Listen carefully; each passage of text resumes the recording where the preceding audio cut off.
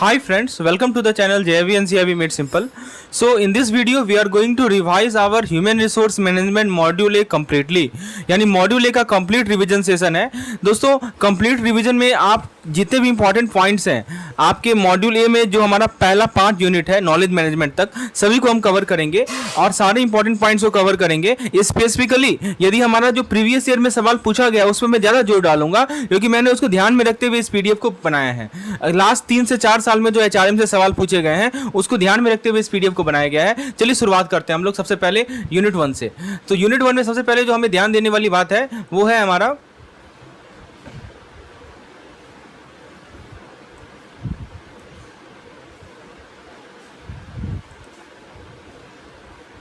तो सबसे पहले हमें एम्प्लॉय डेवलपमेंट के बारे में बात करना है। तो देखिए ये एम्प्लॉय डेवलपमेंट में क्या बताया जा रहा है कि एक ऑनगोइंग प्रोसेस होता है, इसमें की एचआर फंक्शन है, फिर है एएसटीडी टू एटीडी। यहाँ पे क्या है, इसका नाम बदला गया 2004 में, फोकस शिफ्ट हुआ। India's economic rise, India emerging economy है, ग्लोबल आउटसोर्सिंग हब है, significant merger and acquisition activity हो रहा है, एफडीआई इनफ्लो। ग्रोथ किस कारण से हो रहा है, कैपिटल और लेबर इनपुट के कारण से ग्रोथ हो रहा है, प्रोडक्टिविटी बढ़ रहा है, ठीक है। फिर बताया जा रहा है कि भारत जो है 250 मिलियन जो है 2020 तक लेबर फोर्स ऐड कर लेगा। ब्रिक्स डोमिनेंस बताया जा रहा है कि भारत का जो जीडीपी है वो सेकंड लार्जेस्ट हो जाएगा 2040 तक। डेमोग्राफिक डिविडेंड की बात करें तो इंडिया का जो डेमोग्राफिक डिविडेंड है young median age 13.12 year by 2030। अब देखिए बताया जा रहा है मैनेजमेंट थ्योरी। तो सबसे पहले हिस्टोरिकल मैनेजमेंट जो है एंशिएंट सिविलाइजेशन से एग्जिस्ट होता था। एंशिएंट प्रैक्टिस मेसोपोटामिया, ग्रीस, रोम, इंडस वैली में फॉलो होता था, राइट। नेक्स्ट है हमारा अर्थशास्त्र। अर्थशास्त्र में क्या बताया जा रहा है कि पहले जो मैनेजमेंट ट्रीटीज थे वो फाइनेंशियल एडमिनिस्ट्रेशन और ह्यूमन रिसोर्स प्रैक्टिसेस पे थे। ट्रेड इन्फ्लुएंस यानी इंटरनेशनल ट्रेड और आइडिया एक्सचेंज ने मैनेजमेंट प्रैक्टिस को इन्फ्लुएंस किया है। फिर बात करें हम लोग ब्रिटिश इन्फ्लुएंस की तो कॉर्पोरेट ऑर्गेनाइजेशन और सिविल सर्विसेज प्रैक्टिसेस ये इंडिपेंडेंस के बाद भी कंटिन्यू हुए, राइट। ब्रिटिश का इन्फ्लुएंस हुआ, कॉर्पोरेट ऑर्गेनाइजेशन और सिविल सर्विसेज प्रैक्टिस। वेदांतिक फिलॉसफी की बात करें तो मॉडर्न मैनेजरियल बिहेवियर, इसमें सेल्फ ट्रांसफॉर्मेशन और स्पिरिचुअल ग्रोथ, इस पे फोकस आता है। फिर चेस्टर बर्नार्ड, नाम याद रखिएगा, इन्होंने सोशल सिस्टम अप्रोच दिया मैनेजमेंट का। फिर बात करते हैं लिबरलाइजेशन के बाद क्या हुआ, इसे समझिए कि देखिए रिलीजन और कास्ट बेस्ड अप्रोच से शिफ्ट होकर हमारा लिबरलाइज मार्केट में शिफ्टिंग हो गया। एचआर ट्रांसफॉर्मेशन की बात करें तो नया एटीट्यूड हुआ एचआर पॉलिसी और प्रैक्टिसेस के से रिलेटेड। चलिए आगे बात करते हैं हम लोग नेक्स्ट स्लाइड में, वो है लिबरलाइजेशन के बाद क्या हुआ। तो प्रोफेशनल, देखिए ग्लोबलाइजेशन का इंपैक्ट क्या पड़ा कि जो प्रोफेशनल एमएनसीज थे इन्होंने कॉम्पिटेंस और मेरिट पे ज्यादा जोर डाला। ट्रेडिशनल और मॉडर्न एचआर में क्या अंतर है कि पहले हमारा एडमिनिस्ट्रेटिव और आईआर रोल का था, उससे शिफ्ट होकर ब्रॉड एचआर पर्सपेक्टिव बना। बात करें हम लोग मैनेजरियल वैल्यू की तो behaviour, corporate culture, commitment, job satisfaction सभी पे प्रभाव पड़ा। गैलप पोल क्या होता है कि ये मैनेजर का रोल बताता है कि एक्सपेक्टेशन सेट करने में, इंडिविजुअल के स्ट्रेंथ को मैक्सिमाइज करने में मैनेजर का क्या रोल है। इंप्लॉय एंगेजमेंट की बात करें तो एचआर प्रैक्टिस का बहुत ही इंटीग्रल पार्ट माना जाता है और कंपनीज में फीडबैक राउंड होती है इस इंप्लॉय एंगेजमेंट को ध्यान में रखते हुए। फिर बात करें इमर्जिंग वैल्यू की तो core tradition, individual, managerial and situational value, इन सभी का ब्लेंड माना जाता है हमारा इमर्जिंग वैल्यू। यंगर जनरेशन क्या बताया जा रहा है कि global corporate value due to education, right. तो ये सब पॉइंट को ध्यान रखना है। आगे बढ़ते हैं हम लोग और देखते हैं कि एचआरएम का कंटेम्पररी रिस्पांस क्या है। What is the contemporary response of HRM. तो भारतीय के जो सीईओ हैं इनका चेरिस्मा पे कम रिलायंस है, logical step by step process पे ज़्यादा फोकस है। लीडरशिप फोकस की बात करें, एम्पावरमेंट और accountability in critical challenges. Industry shift की बात करें तो पीपल मैनेजमेंट पे फोकस बढ़ गया है, खासकर बैंकिंग सेक्टर में, ठीक है। दोस्तों ये जो आपको पीडीएफ देख रहे हैं ना, आप बुक पढ़ने जाएंगे ना, लंबा पैराग्राफ आपको मिलेगा और इस पीडीएफ में मात्र उसी पैराग्राफ से एक सिंगल लाइन में वन वर्ड जो बोलते हैं ना बुलेट पॉइंट, उस तरह का बनाया गया है। तो कंप्लीट कवरेज है मॉड्यूल ए का, जितना मेन पॉइंट है इसको ध्यान से सुनिए। एक इस वीडियो को हो सके तो एक बार और रिवाइज कर लीजिए, आपके लिए सफिशिएंट कंटेंट है एचआरएम मॉड्यूल ए के पर्सपेक्टिव में बात करें तो। देखिए 1969 का बैंक नेशनलाइजेशन बता रहा है, ब्रांचेस बढ़े, एम्प्लॉयमेंट बढ़ा और डीए को ऑल इंडिया इंडेक्स से लिंक किया गया, राइट। ये सभी चीजें 1959 में लाए गए।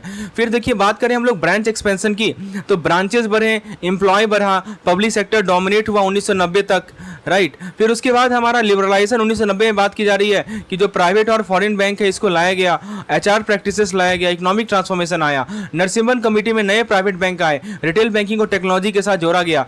गवर्नमेंट इनिशिएटिव की बात करें तो भारत को ग्लोबल इकोनॉमिक सुपर पावर बनाने के लिए इनिशिएटिव लिया गया। पीएसबी ट्रांसफॉर्मेशन, नया बैंक से compete करे, राइट, और क्या करे, प्रॉफिट और सोशल ऑब्जेक्टिव को बैलेंस करें। बैंक मर्ज है, सरकार ने पीएसबी को मर्ज किया, फ्यूचर कंपटीशन को फ्रेश टैलेंट के साथ प्रिपेयर किया। अब बात करें एचआरएम के फंडामेंटल्स की, तो एचआरएम इवॉल्व हुआ है 150-150 साल में, और एचआरएम टर्म बहुत जरूरी है डिसिप्लिन को समझने के लिए। तो मैनेजरियल फंक्शन की बात करें तो पहला मैनेजरियल फंक्शन आता है प्लानिंग। प्लानिंग का मतलब ये होता है कि फ्यूचर एक्शन प्लान बनाना। दोस्तों यदि आपको इस तरह के इसके पीडीएफ की रिक्वायरमेंट है तो हमारा एक सीआईबी कैप्सूल कोर्स करके कोर्स है, ठीक है, which you can avail for almost 120 to 130 rupees. इसके अंदर दोस्तों आपको रिवीजन पीडीएफ मॉड्यूल वाइज मिल जाएगा, उसके अलावा वन लाइनर पीडीएफ मिल जाएगा, क्विजेस मिल जाएंगे, मॉक टेस्ट मिल जाएंगे, सभी चीज मिल जाएंगे इस कैप्सूल कोर्स के अंदर, जिसका लिंक आपको डिस्क्रिप्शन में दिया गया है। नहीं तो विशेष जानकारी के लिए मुझे व्हाट्सएप कर सकते हैं इस पार्टिकुलर नंबर पर। तो हम लोग मैनेजरियल फंक्शन को कंट्रोल करते हैं, तो कंटिन्यू करते हैं। तो प्लानिंग सबसे पहला आता है, तो यहाँ पे बेस्ट इंप्लॉय प्रैक्टिस को रिसर्च कीजिए, फ्यूचर एक्शन प्लान डेवलप कीजिए, मैन पावर नीड को फोरकास्ट कीजिए, ये 3 चीजें आती हैं। फिर बात करें ऑर्गेनाइजिंग की, तो टास्क और रिसोर्सेज को एलोकेट करना, रोल्स एंड रिस्पॉन्सिबिलिटी डिफाइन करना। स्टाफिंग में क्या होता है कि जो बेस्ट फिट है उसे रिक्रूट करेंगे, सेलेक्ट करेंगे। और लास्ट आता है हमारा एम्प्लॉयमेंट को ऑप्टिमाइज करना डिपार्टमेंट्स के लिए। फिर डायरेक्टिंग आता है, डायरेक्टिंग के अंदर लीड करेंगे, सुपरवाइज करेंगे और पर्सनल को गाइड करेंगे, एम्प्लॉय को मोटिवेट करेंगे एफिशिएंसी के लिए। देखिए ये 5 चीज याद रखिएगा, बहुत इंपॉर्टेंट है, प्लानिंग, ऑर्गेनाइजिंग, स्टाफिंग, डायरेक्टिंग और कंट्रोलिंग, जो लोग एवीएफएम में भी आपने पढ़ा है, राइट। प्लानिंग में क्या करते हैं, सिंपल भाषा में बात करें तो फ्यूचर एक्शन प्लान डेवलप करते हैं। ऑर्गेनाइजिंग में क्या करते हैं, टास्क और रिसोर्स को हम लोग क्या करते हैं, एलोकेट करते हैं। फिर स्टाफिंग में क्या करते हैं, रिक्रूट करते हैं, राइट। और डायरेक्टिंग में क्या करते हैं, हम लोग लीड करते हैं, सुपरवाइज करते हैं और पर्सनल को गाइड करते हैं, राइट। चलिए कंट्रोलिंग की बात करें तो यहाँ पे एक्टिविटीज को वेरीफाई किया जाएगा, अलाइनमेंट प्लान के साथ इंश्योर किया जाएगा, करेक्टिव एक्शन मेजर लिया जाएगा जहां जरूरत पड़े तो। अब बात करते हैं, ये सब तो मैनेजरियल फंक्शन हो गया। ऑपरेटिंग फंक्शन क्या है, तो पहला आता है procurement, HR planning, recruitment, selection, induction and placement. Development में क्या आता है, training, skill development, career planning, monitoring and counselling. Compensation में क्या होता है, wage and salary determination, administration. Integration में क्या आता है, ह्यूमन रिसोर्स और वैल्यूज को ऑर्गेनाइजेशन से इंटीग्रेट करना। और फाइनली आता है हमारा मेंटेनेंस, तो ये भी हमारा मेंटेनेंस भी ऑपरेशनल फंक्शन है। इसके अंदर क्या आएगा, वर्किंग कंडीशन इंप्रूव करना, मोटिवेशन और एम्प्लॉय कम्युनिकेशन इंप्रूव करना। तो प्रोक्यूरमेंट, डेवलपमेंट, कॉम्पेंसेशन, इंटीग्रेशन और मेंटेनेंस, ये सभी ऑपरेशनल फंक्शन है। यदि हम ह्यूमन कैपिटल के इंपॉर्टेंस की बात करें तो ह्यूमन कैपिटल को क्या माना जाता है, एसेट माना जाता है, राइट। तो बेसिकली की एसेट माना जाता है। इसके अंदर कॉम्पिटेंसीज, नॉलेज और स्किल आता है। इंटेलेक्चुअल कैपिटल की बात करें तो क्रिएटिविटी और इनोवेशन का सोर्स माना जाता है। फाइनेंशियल स्टेटमेंट इसको शो नहीं किया जाता। मैनेजमेंट का चैलेंजेस क्या क्या है, तो देखिए मैनेजमेंट अंडर मैनेज होता है, अंडर एप्रिसिएटेड होता है, ये बहुत बड़ा चैलेंज है। तो फोकस जो आउटपुट पे होता है रेदर देन प्रोसेस पे। इकोनॉमिक एरा की बात करें तो 3 इकोनॉमिक एरा है, इसको ध्यान से समझ लीजिए। पहला है एग्रेरियन एरा, जो कि वेल्थ लिया गया सराउंडिंग से। इंडस्ट्रियल एरिया, वेल्थ मशीनरी और नेचुरल रिसोर्स से लाया गया। और knowledge era, wealth human capital से लाया गया। ह्यूमन कैपिटल एट्रीब्यूट्स की बात करें तो एट्रीब्यूट्स में क्या क्या आता है, स्किल हो गया, नॉलेज हो गया, एट्रीब्यूट्स हो गया, मोटिवेशन हो गया, एफर्ट हो गया, इन सभी का सम ही हमारा ह्यूमन कैपिटल होता है, ठीक है। अब बात करते हैं ह्यूमन रिसोर्स अकाउंटिंग है, जिसको हम लोग एचआरए बोलते हैं। एचआरए जो है ह्यूमन कैपिटल को ऑर्गेनाइजेशन का एसेट मानता है। कैसे ऑर्गेनाइजेशन का एसेट मानता है, तो पहले ये सवाल पूछा जाएगा कि ह्यूमन रिसोर्स अकाउंटिंग के अंदर कैसे वो क्या ह्यूमन कैपिटल को वैल्यू देता है। तो पहले वो recruitment, selection, hiring, training, development cost को मेजर करेगा, और फिर इकोनॉमिक वैल्यू एसेस करेगा, रिप्लेसमेंट कॉस्ट एसेस करेगा, और फिर क्वांटिफाई करेगा एक्सपीरियंस को और कमिटमेंट को, यानी सभी चीज़ का क्वांटिफिकेशन होता है। इसीलिए ये जो हमारा ह्यूमन कैपिटल है उसको एक एसेट माना जाता है। फिर बात करें वैल्यूएशन ऑफ ह्यूमन कैपिटल की। अब चूंकि ह्यूमन कैपिटल एक एसेट है, इसको क्वांटिफाइबल है, तो ऑब्वियसली इसका तो वैल्यूएशन कर सकते हैं ना। तो ह्यूमन कैपिटल का वैल्यूएशन के अंदर पहला आएगा ऑपरेशनल एफिशिएंसी, दूसरा आएगा एम्प्लॉय एक्सपर्टाइज, फिर हम एक्सपर्टाइज डेवलप करेंगे कंटिन्यूअस प्रैक्टिस से, कॉम्पिटेंसीज को नॉलेज, स्किल, लीडरशिप और कम्युनिकेशन के टर्म से मेजर करेंगे। अब बात करते हैं बैंक में ह्यूमन कैपिटल क्या क्या होता है। तो सबसे पहले कि 500,000 पीपल को एम्प्लॉय करेगा, राइट टैलेंट को अट्रैक्ट करने में फोकस करेगा, कंटिन्यूअस ट्रेनिंग होगा, डेवलपमेंट होगा और इफेक्टिवली कंपीट करेगा प्राइवेट बैंक के साथ, उन्हें ह्यूमन कैपिटल वैल्यू को रिकॉग्नाइज करेगा। इसे हम लोग कहते हैं human capital industry, human capital in bank. अब बात करते हैं transforming employ into productive asset. तो सबसे पहले कि आप उनकी जो क्षमता है आउटपुट बढ़ाने की उसमें इन्वेस्ट कीजिए। ह्यूमन कैपिटल मैनेजमेंट को यूज़ कीजिए, जिसको हम लोग एससीएम बोलते हैं। एससीएम को यूज़ कीजिए ताकि राइट फिट को इंश्योर कर सकें। आप लीडरशिप डेवलपमेंट को फॉस्टर कीजिए, जो कि एम्प्लॉय के एस्पिरेशन से अलाइंग है, राइट। अब बात करते हैं इफेक्टिव लीडरशिप के अंदर क्या आता है। तो सबसे पहले मैनेजमेंट स्टाइल में फ्लेक्सिबिलिटी आएगा, स्किल डेवलपमेंट होगा, न्यू जनरेशन एम्प्लॉय एस्पिरेशन को अलाइन करेंगे, सॉफ्ट स्किल को एनहांस करेंगे अलॉन्ग विद टेक्निकल नॉलेज। तो ये हमारा होता है इफेक्टिव लीडरशिप। बात करें सक्सेसफुल लीडर की, ट्रस्ट बिल्ड करना, यंग एम्प्लॉयर को मेंटर करना, चेंजेस को अडेप्ट करना, क्लियर ऑब्जेक्टिव सेट करना, साउंड डिसीजन लेना, वैल्यू और पर्पस का सेंस फोस्टर करना। बात करें एचआरएम और मैनेजमेंट ऑफ ट्रांसफॉर्मेशन की, तो देखिए ग्लोबलाइजेशन और रैपिड टेक्नोलॉजिकल एडवांस ने क्या किया है कि हम ऑर्गेनाइजेशन के कांस्टेंट एडेप्शन को जरूरी बना दिया है। तो मैनेजर क्या क्या करे, तो मैनेजर मॉनिटर करे, अडेप्ट करे external political, economical, social, culture और टेक्नोलॉजिकल चेंजेस से, कॉम्प्लेसेंसीज को अवॉइड करे, स्टेटस क्यू को अवॉइड करे ताकि कॉम्पिटिटिव रहे। बात करें ओवरसीज मार्केट से आउटसोर्सिंग की, तो जो यूएस और यूरोपियन बिजनेस है वो जॉब आउटसोर्स करते हैं ताकि नेशन को डेवलप कर सकें, क्योंकि कॉस्ट एफिशिएंसी है। अब देखिए जॉब आउटसोर्सिंग वर्ड यहाँ पे आया है, इसका मतलब क्या होता है, जैसे कि आप देखिए कॉल सेंटर्स हो गया, क्रेडिट कार्ड प्रोसेसिंग हो गया, लीगल ट्रांसलेशन हो गया, जेनेटिक कोड एनालिसिस, इनवॉइसिंग, तो these are the example of job outsourcing, right. तो अब देखिए बात करते हैं इंडियन एचआरएम इन ट्रांजिशन। तो पहले क्या हुआ है कि भारत का जो यंग वर्कफोर्स है और रैपिड जॉब क्रिएशन है, इसकी बहुत रिक्वायरमेंट है। ग्लोबलाइजेशन क्या करता है, टेक्नोलॉजिकल और मैनेजरियल चेंजेस को ड्राइव करता है, राइट। मैंने आपको पहले ही बताया। इंडिया कंपनी को जो है एम्फेसाइज करती है स्ट्रेटजिक एचआरएम प्रैक्टिस को। Now let's talk about the future trend. Future trend में क्या आता है, ग्लोबल माइंडसेट, कलेक्टिव परफॉर्मेंस और professional autonomy, managerial training, structural redesign और intellectual wealth, HRM practice aligning with strategic objective.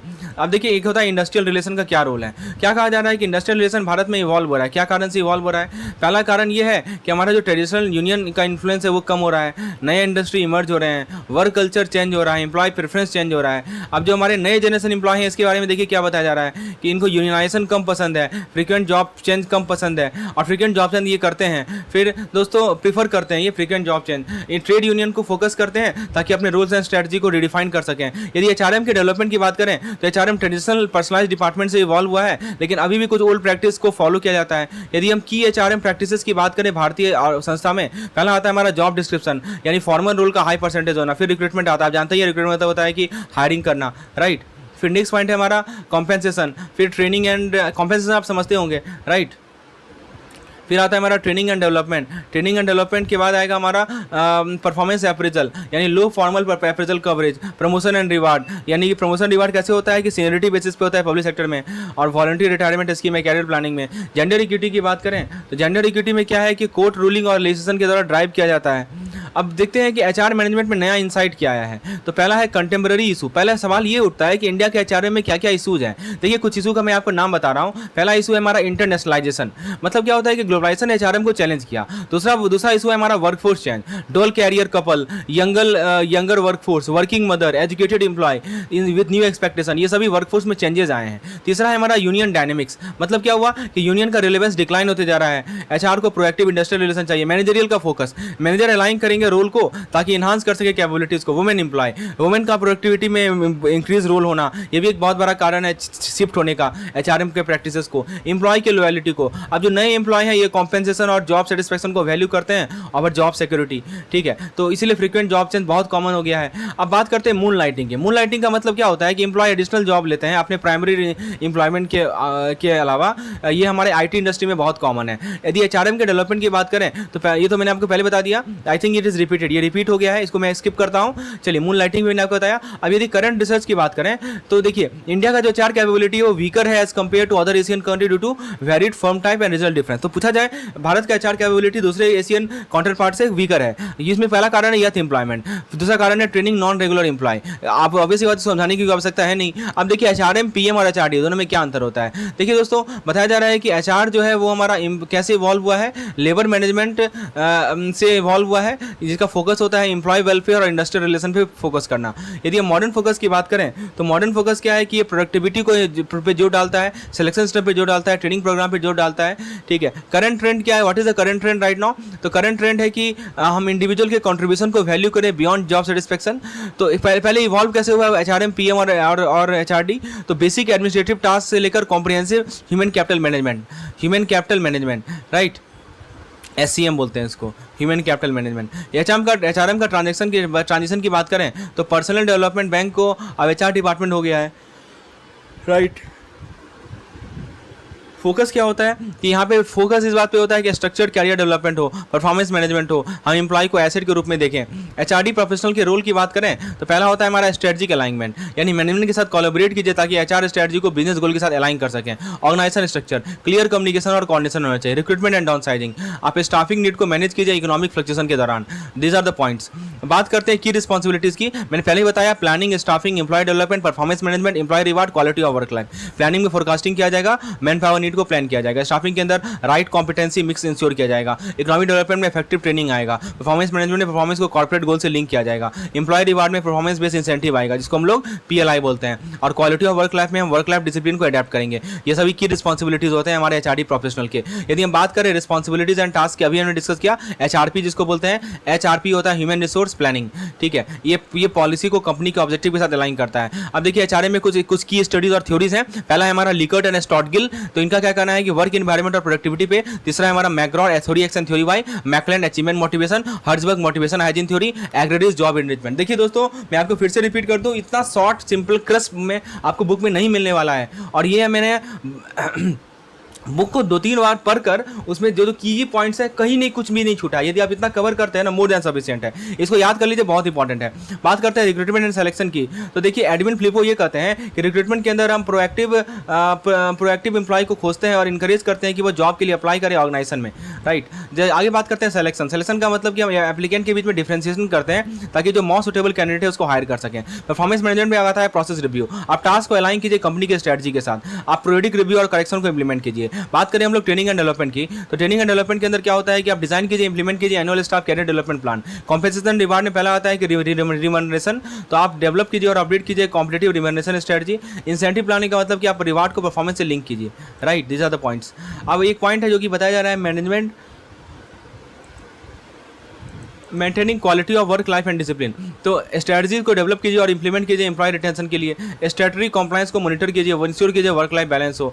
फिर बात करें लिमिटेड रिस्पॉन्सिबिलिटी की, बहुत सारे एचआर फंक्शन जैसे कि job grade, wages, working condition, ये एक्सटर्नल एजेंसी मैनेज करती है। तो गोल ये है कि हम एक डिजायरेबल वर्क प्लेस रेपुटेशन को क्रिएट करें, टैलेंट को अटेन करें और रिटेन करें, एम्प्लॉय टर्नओवर और इन्हांस करें रिक्रूटमेंट क्वालिटी को। अब सवाल है कि कंपनी का ब्रांड कैसे बनाया जाए, तो कंपनी की जो टॉप मैनेजमेंट है वो सिक्योर करते हैं support for best HR practice.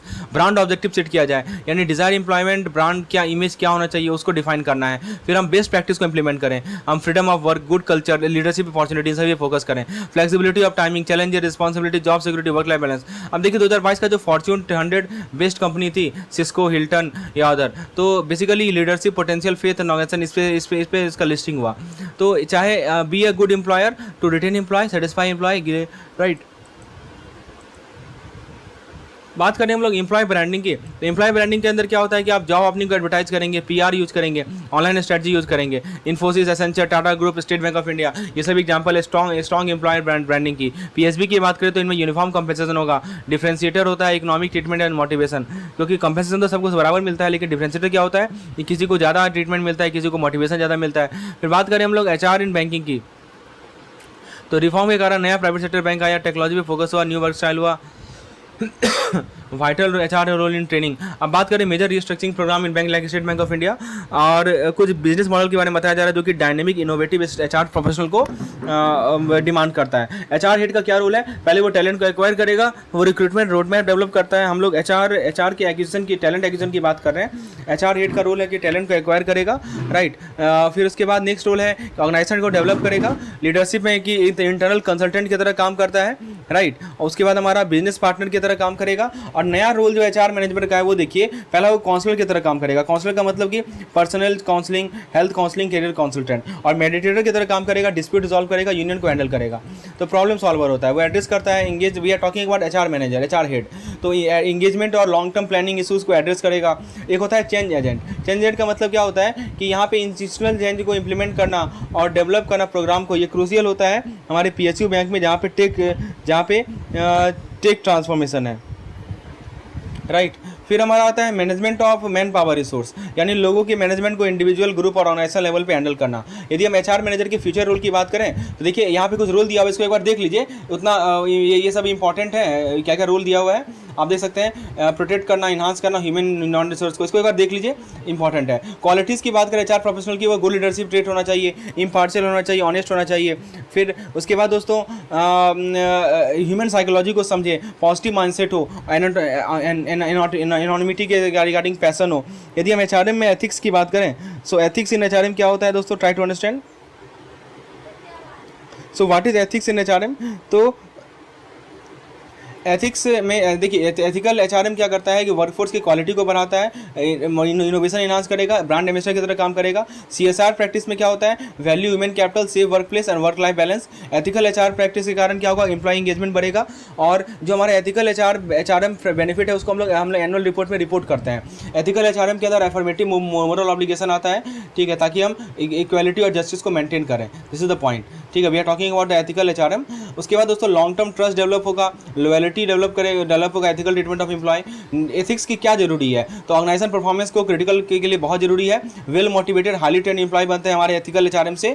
फिर उसके बाद प्रॉब्लम सॉल्वर, ये सब मैंने आपको बता दिया कि चेंज एजेंट की तरह काम करते हैं। I think it is repeated now, ये रिपीट हो गया है, इसको हम लोग स्किप कर रहे हैं। एथिक्स के बारे में हमने बात की, क्या जरूरी है एथिक्स की। अब बात करते हैं परफॉर्मेंस अप्रेजल। परफॉर्मेंस अप्रेजल क्या होता है कि हमारे ऑब्जर्वेशन और मेजरेबल ट्रेड पे बेस्ड होता है। एथिक्स कॉर्नर स्टोन होना चाहिए परफॉर्मेंस इवैल्यूएशन का। देखिए बताया जा रहा है कि जो हमारा लॉज है, जो रेगुलेशंस हैं, वो वर्कप्लेस बिहेवियर को इंप्रूव करेगा, ऑर्गेनाइजेशन इंप्लॉय को इक्वली ट्रीट करे। रिक्रूटमेंट और प्रमोशन इशू की बात करें तो हायरिंग और प्रमोशन में एथिकल चैलेंजेस हैं, एंटी डिस्क्रिमिनेशन और एंटी हैरेसमेंट पॉलिसी है, बहुत जरूरी है। कॉन्फिडेंशियलिटी और प्राइवेसी की बात करें तो पर्सनल लाइफ को इंट्रूसिव एक्शन से प्रोटेक्ट कीजिए। Regional, political, social belief, life style को सेफगार्ड कीजिए। Exception only under right to information and RTI में केवल आपको एक्सेप्शन है।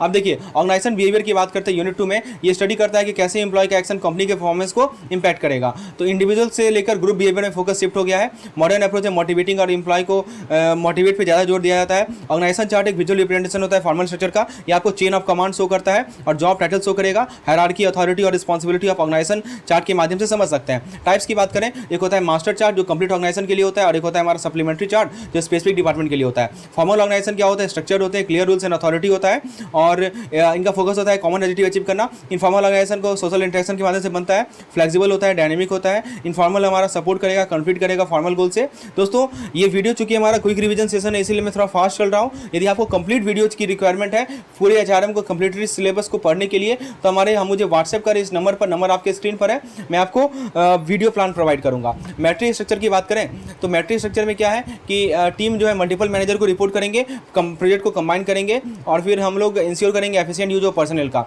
मैट्रिक्स ऑर्गेनाइजेशन का एडवांटेज क्या क्या होता है, तो देखिए सबसे पहले कि एक्सपर्टाइज को रिटेन किया जाता है, फ्लेक्सिबल होता है, एक्सपर्टाइज का एफिशिएंट यूज होता है, हाईली स्किल प्रोफेशनल के लिए बहुत अट्रैक्टिव है। प्रोजेक्ट मैनेजर फोकस कर सकते हैं कॉम्प्लेक्स इशू को बिना डिस्ट्रैक्शन का। इंडिपेंडेंट पॉलिसी और प्रोसीड्यूर होता है प्रत्येक प्रोजेक्ट के लिए। डिसएडवांटेज क्या है मैट्रिक्स का कि unit operate independently, project unit independently operate होता है। फंक्शनल मैनेजर का बायस प्रायोरिटी हो सकता है, employee lack of control feel करे जब मल्टीपल मैनेजर को रिपोर्ट करे। तो ये सभी हमारे डिसएडवांटेजेस हैं। अब एक होता है हमारा डिविजनल स्ट्रक्चर। डिविजनल स्ट्रक्चर क्या होता है कि corporate division operate at autonomous business under the larger corporate umbrella. प्रत्येक डिवीजन का फोकस होता है सिंगल प्रोडक्ट पे और इसका अपना फंक्शनल डिपार्टमेंट होता है। अब एक पॉइंट की बात करें हमारा ऑर्गेनिक और मैकेनिस्टिक स्ट्रक्चर क्या होता है। ऑर्गेनिक स्ट्रक्चर याद रखिए कि फ्लैट स्ट्रक्चर है, राइट, जिसमें एक या एक से ज़्यादा दो मैनेजमेंट लेवल है। डिसेंट्रलाइज मैनेजमेंट अप्रोच होता है, हाई एम्प्लॉय इन्वॉल्वमेंट होता है ऑर्गेनिक स्ट्रक्चर में, क्विकली वो रिस्पॉन्ड करते हैं कस्टमर नीड को और बिजनेस में चेंजेस को।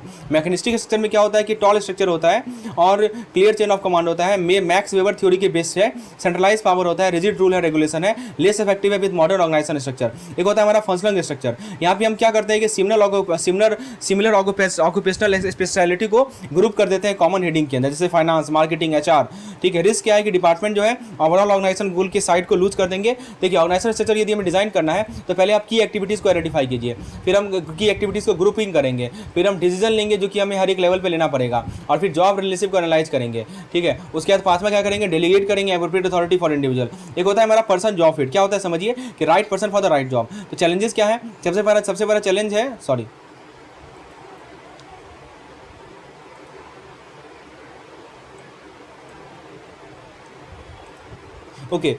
सबसे बड़ा चैलेंज क्या है हमारे लिए, देखिए सब दोस्तों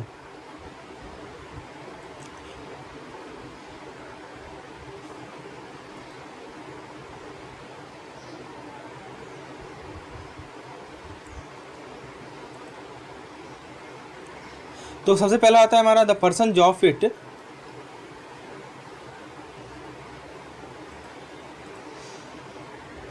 सॉरी फ्रेंड्स। अब देखिए चैलेंज क्या है कि रिक्रूटमेंट हमेशा इंडिविजुअल के ट्रू कैपेबिलिटी को मैच नहीं करेगा। जॉब रोल में मिसफिट आएगा तो फ्रस्ट्रेशन बढ़ेगा, अर्ली एग्जिट बढ़ेगा। तो सॉल्यूशन क्या है कि बेसिक ओरिएंटेशन ट्रेनिंग दें, स्किल अपग्रेड करें, इंडिविजुअल स्किल को पे फोकस करें, एम्प्लॉय के प्रायर एक्सपीरियंस को लिवरेज करें, राइट। तो ये सभी चीज़ें हैं। अब देखिए होता है पर्सन जॉब फिट, तो गोल है कि हम राइट पर्सन को मैच करें राइट जॉब से। रिक्रूटमेंट प्रोसेस का एम है कि हम इंडिविजुअल की कैपेबिलिटी को जॉब रिक्वायरमेंट से अलाइन कर सकें। इंडक्शन प्रोग्राम क्रूशियल होता है। कस्टमाइज ट्रेनिंग प्रोग्राम एड्रेस करें इंडिविजुअल स्किल को। नॉलेज शेयरिंग क्या होता है कि आप एम्प्लॉय को इंडिविजुअल को की तरह ट्रीट कीजिए जिसके पास यूनिक एक्सपीरियंस हो। एक one side fit all approach को अवॉइड कीजिए ट्रेनिंग में। उसके बाद जैसे एक ओपन कोलैबोरेट कल्चर क्रिएट कीजिए। इफेक्टिव नॉलेज शेयरिंग के लिए इंटरैक्टिव ट्रेनिंग सेशन को यूज कीजिए। ये सभी हमारे नॉलेज शेयरिंग के इंपॉर्टेंट पार्ट्स हैं। अब बात करते हैं हम लोग असेसमेंट और डेवलपमेंट सेंटर की। Let's talk about assessment and development centre. तो job related simulation, interview, test को यूज कीजिए। सिमुलेशन के अंदर एक्सरसाइज आएगा जैसे group discussion, fact finding, oral presentation. और फिर बात करते हैं फोरम एंड एनवायरनमेंट की। तो फोरम प्रोवाइड कीजिए इफेक्टिव डिस्कशन और लर्निंग के लिए, और इंटरैक्टिव और मल्टी डायमेंशनल क्लासरूम एक्सपीरियंस को इंगेज कीजिए। बात करते हैं ग्रुप और टीम में क्या अंतर होता है, समझिए। ग्रुप क्या होता है दोस्तों, let's try to understand what is the difference between group and team. तो ग्रुप क्या होता है, दो या दो से ज़्यादा लोग जिसका कॉमन टास्क हो, कॉमन एक्टिविटीज हो, कॉमन इंटरेस्ट हो। टीम क्या होता है, दो से ज़्यादा लोग जो एक साथ काम कर रहे होते हैं ताकि कोई कॉमन गोल को अचीव करें, ठीक है। तो ये दोनों में अंतर होता है। देखिए टीम जो होते हैं वो इंटरडिपेंडेंट होते हैं, फॉर्मल होते हैं और कलेक्टिव गोल पे फोकस होते हैं। बात करें ग्रुप डेवलपमेंट की, तो ग्रुप को फॉर्म किया जाता है शेयर एक्टिविटी के बेसिस पे, इंटरेक्शन और सेंटीमेंट के बेसिस पे। सिनर्जी की बात करें तो सिनर्जी तब होता है जब कोई ग्रुप जब when group achieve more than sum of the individual effort.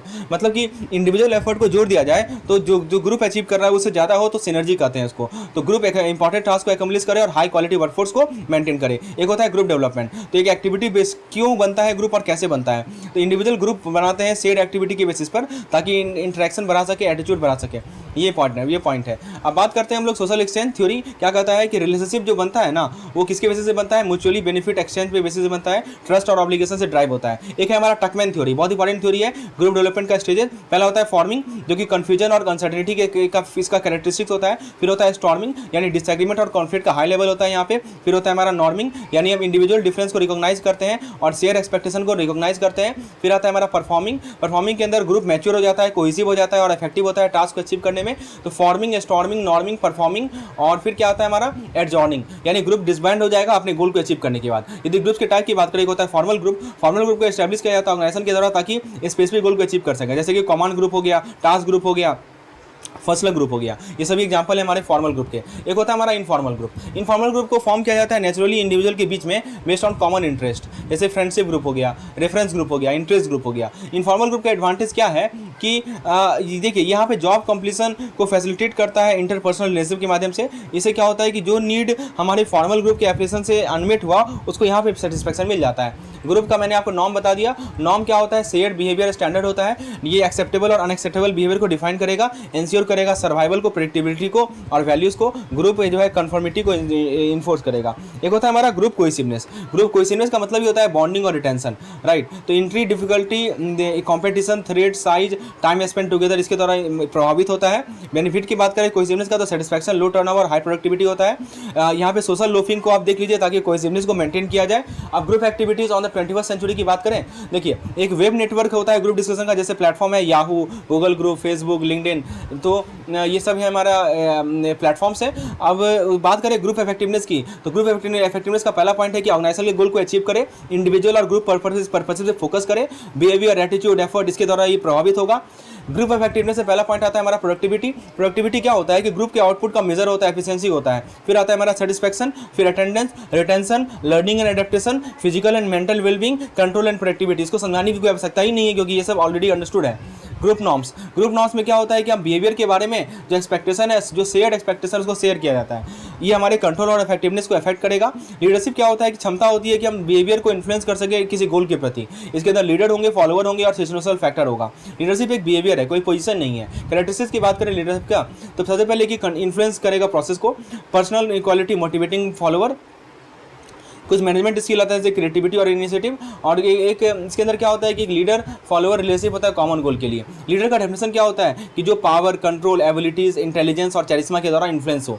कोई एब्सोल्यूट ट्रेट नहीं है जो कि इफेक्टिव लीडर को डिफाइन कर सके। ग्रेट लीडर के पास इमोशनल इंटेलिजेंस होगा, यानी सेल्फ अवेयरनेस होगा, सेल्फ रेगुलेशन होगा, मोटिवेशन होगा, एम्पैथी होगा, सोशल स्किल होगा। टीम क्या होता है, एक स्मॉल ग्रुप होता है कॉम्प्लीमेंट्री स्किल के साथ, और टीम ग्रुप से डिफर होता है कैसे, उनके इंटरडिपेंडेंस और शेयर ऑब्जेक्टिव के बारे में मैंने आपको पहले बताया था। टीम के इफेक्टिवनेस से सबसे पहला पॉइंट है हमारा इफेक्टिव आउटपुट, ये एक्सपेक्टेशन को मीट करेगा। दूसरा होता है पोस्ट टास्क कोहेजन, टीम जो है कोहेसिव रहेगा। फिर मेंबर सेटिस्फैक्शन, यानी एफर्ट वर्थवाइल लगेगा और फिर परफॉर्मेंस बूस्ट होगा। इफेक्टिवनेस का की एरिया होता है hard work, skill mix, problem solving. Factor क्या होता है इफेक्टिव टीम के लिए, तो मोटिवेटिंग टास्क, ऑनरशिप, ऑटोनॉमी और चैलेंजिंग गोल। ऑब्वियस सी बात है यही सब हमारा फैक्टर्स होता है। सबसे पहले टास्क मोटिवेटिंग होना चाहिए, क्लियर और इम्पैक्टफुल आउटकम होना चाहिए, फिर ऑटोनॉमी होना चाहिए और चैलेंजिंग गोल्स होना चाहिए। लीडरशिप और टीम बिल्डिंग में क्या रिलेशन है, पहला आता है मैनेजर एज लीडर, तो मैनेजर जो है बहुत एज ए लीडर बहुत वाइटल है सक्सेस के लिए। फिर आता है हमारा leadership quality, charisma, vision, cohesiveness. Leader और मैनेजर में क्या अंतर है समझिए, तो लीडर और मैनेजर में अंतर ये है कि एक इंस्पायरिंग होता है, एक ऑर्गेनाइजिंग होता है, right. Leadership versus management, adapting to change, तो लीडरशिप चेंजेस को हैंडल करेगा, मैनेजमेंट ऑर्डर मेंटेन करेगा। विजन सेटिंग,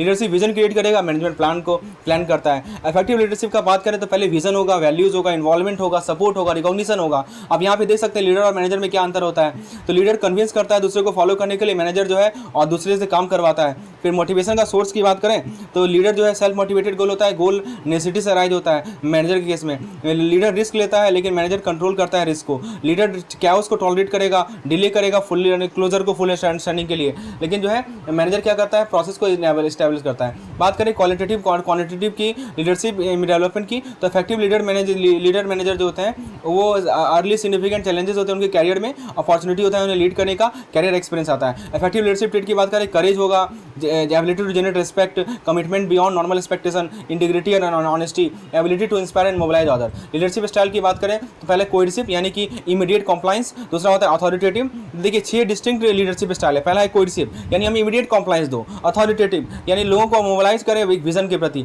तीसरा होता है एफिलिएटिव यानी कि हम इमोशनल बॉन्ड क्रिएट करें और हार्मोनी क्रिएट करें, डेमोक्रेटिक यानी कंसेंसस बिल्ड करें, पेस सेटिंग यानी एक्सेलेंस को डेवलप करें, कोचिंग यानी लोगों को फ्यूचर के लिए डेवलप करें। अब जैसे देखिए यहाँ पे एग्जांपल दिया हुआ है, कोएर्सिव का मतलब क्या हुआ, immediate compliance, do what I tell you, ये होता है कोएर्सिव, राइट।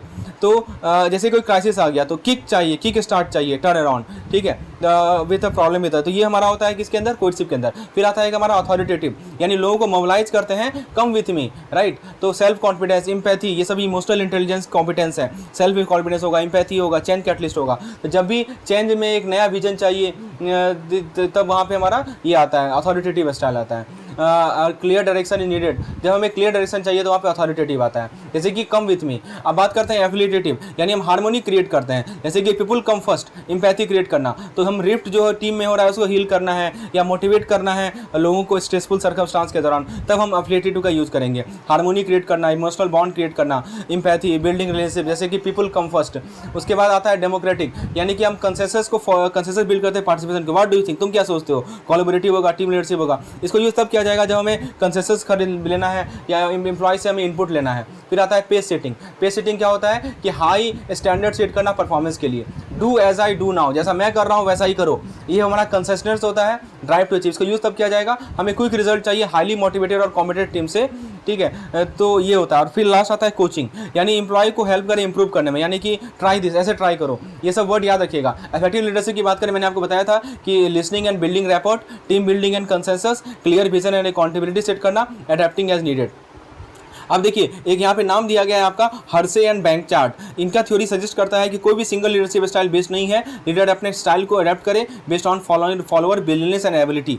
तो पहला मान लीजिए कि लो विलिंगनेस है, लो एबिलिटी है, तो वहाँ पे आपको स्पेसिफिक इंस्ट्रक्शन और कॉन्स्टेंट सुपरविजन चाहिए। हाई विलिंगनेस और लो एबिलिटी है तो वहाँ पे ट्रेनिंग और गाइडेंस चाहिए ताकि परफॉर्मेंस को आप बढ़ा सकें। लो विलिंगनेस और हाई एबिलिटी है तो मोटिवेशन को चाहिए, इंटरेस्ट, अलाइनमेंट, गोल सेटिंग और इंसेंटिव के माध्यम से। यदि हाई विलिंगनेस और हाई एबिलिटी है तो वहाँ पे सेल्फ मोटिवेशन चाहिए और मिनिमल सुपरविजन चाहिए। आपको रिटेंशन पे फोकस करना है इंसेंटिव और बेनिफिट के माध्यम से। तो डिपेंड करता है कि हमारे जो फॉलोअर्स है उनका विलिंगनेस कितना है, उनका एबिलिटी कितना है, इस हिसाब से आपको अपनी लीडरशिप स्टाइल को मैनेज करना पड़ेगा। ये करा था हमारा हर्षे और बैंक चार्ट का। अब बात करें दोस्तों, आपको फिर से रिपीट कर दूं, यदि आपको इस प्रकार का कंटेंट चाहिए, कैप्सूल कोर्स चाहिए, तो हम मुझे व्हाट्सएप कर सकते हैं इस पार्टिकुलर नंबर पर। हमारा इलेक्टिव पेपर का कैप्सूल कोर्स है जिसका आप अवेल कर सकते हैं। बात करते हैं हम लोग सिचुएशनल लीडरशिप थ्योरी। तो ये लीडर एडजस्ट करते हैं अपने टास्क को और रिलेशनशिप को, बिहेवियर को बेस्ड ऑन फॉलोअर्स रेडीनेस। तो फॉलोअर कितना ज़्यादा रेडीनेस है, जैसे मान लीजिए कि एक होता है हमारा टेलिंग स्टाइल, तो हाई टास्क गाइडेंस लो रिलेशनशिप, जैसे जो इंप्लॉय विलिंगनेस और एबिलिटी में कम है। एक होता है सेलिंग स्टाइल, यहाँ पे टास्क गाइडेंस हाई है, हाई रिलेशनशिप है, इसको हम लोग क्या बोलते हैं, सेलिंग स्टाइल।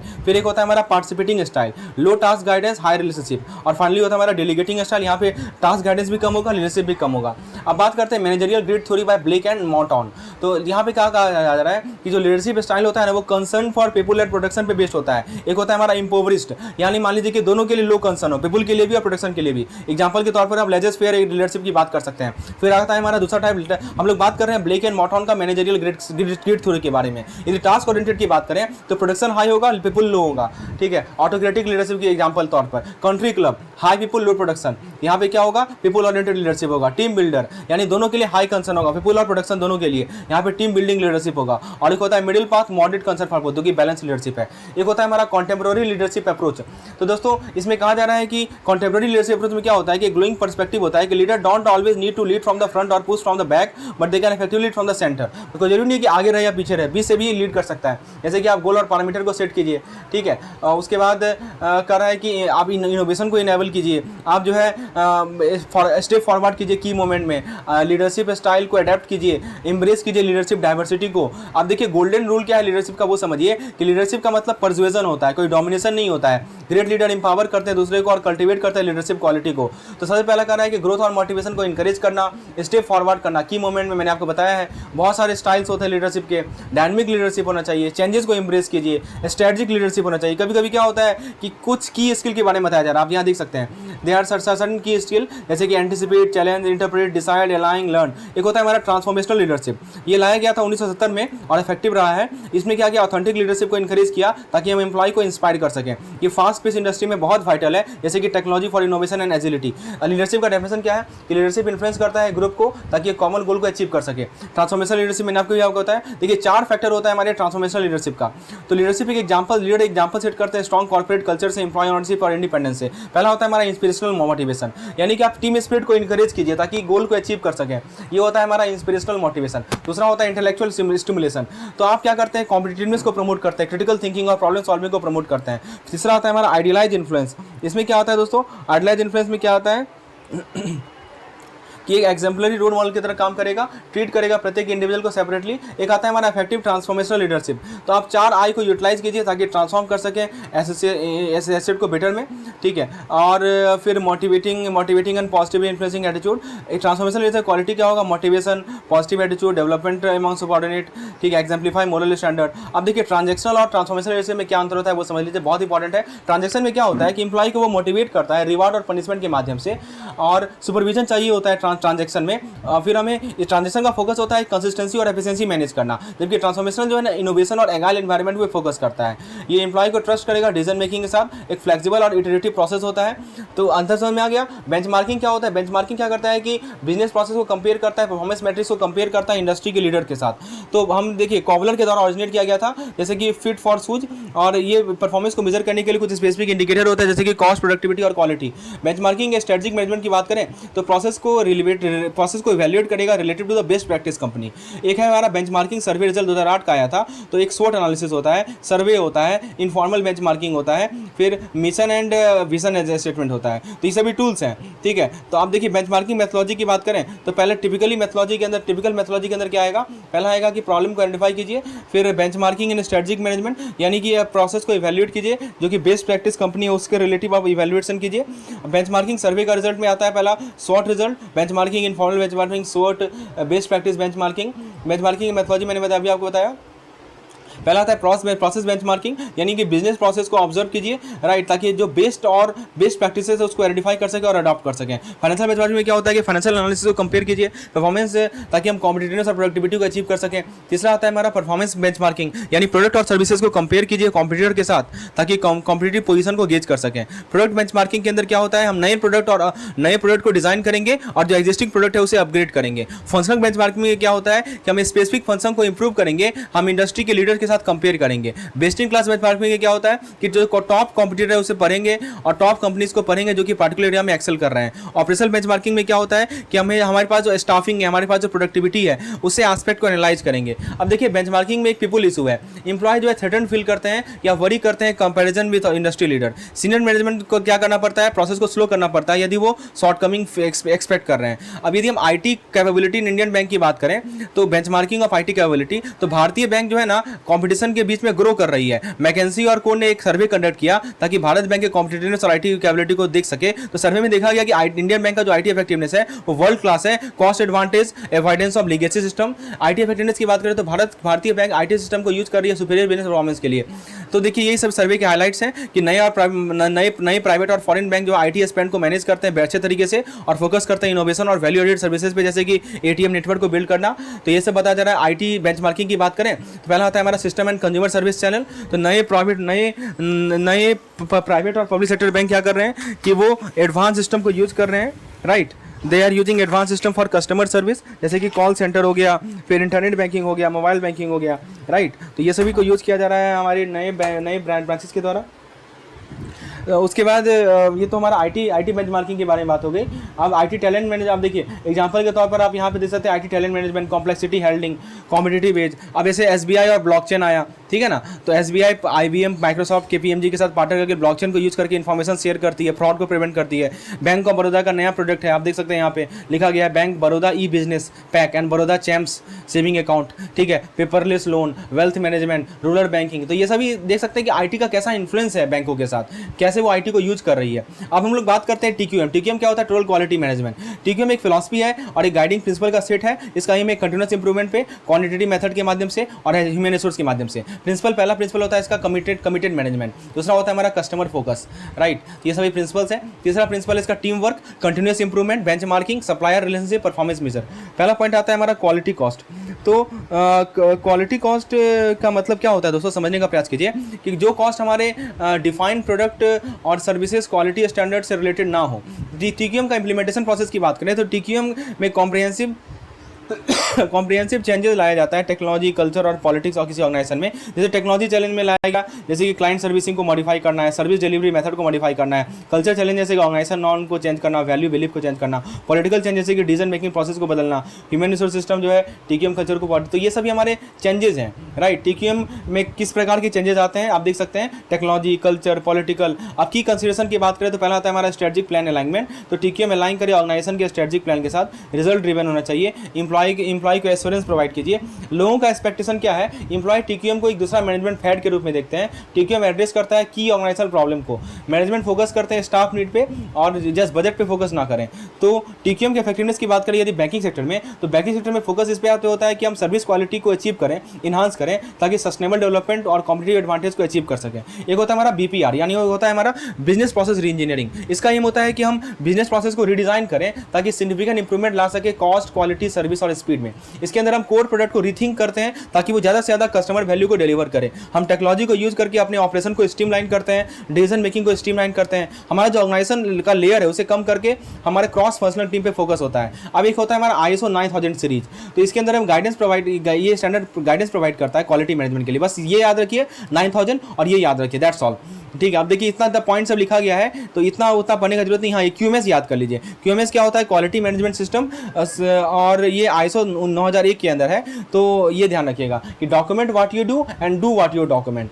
ठीक है, ये कहता है क्वालिटी मैनेजमेंट सिस्टम। एक सर्टिफिकेशन प्रोसेस है और उसके बाद हम ये देखिए ये सब इंपॉर्टेंट है। 9001 का 2015 आईएसओ में क्या है कि यहाँ पे क्राइटेरिया डाला गया है क्वालिटी मैनेजमेंट सिस्टम का, किसी भी ऑर्गेनाइजेशन के लिए एप्लीकेबल होता है, ओवर 1 मिलियन सर्टिफिकेशन ग्लोबली, ठीक है। तो यहाँ पे क्या है criteria for quality management system. अब देखिए 2015 फोकस करता है क्वालिटी मैनेजमेंट पे, 2015 9001 वाला है, ये 2015 फोकस करता है बेसिक कंसेप्ट लैंग्वेज पे। ये आईएसओ रट लीजिए, बहुत इंपॉर्टेंट है, इससे सवाल हर एक साल आता है। 2009 फोकस करता है एफिशिएंसी और इफेक्टिवनेस पे। तो देखिए जितना भी इंपॉर्टेंट पॉइंट मैं आपको बोला ना रटने के लिए, क्योंकि बार बार रिपीट हुआ है, पिछले 3 साल मैंने उठा के देखा है पेपर को, हर एक साल आईएसओ से सवाल पूछा गया है, that's why I am telling you.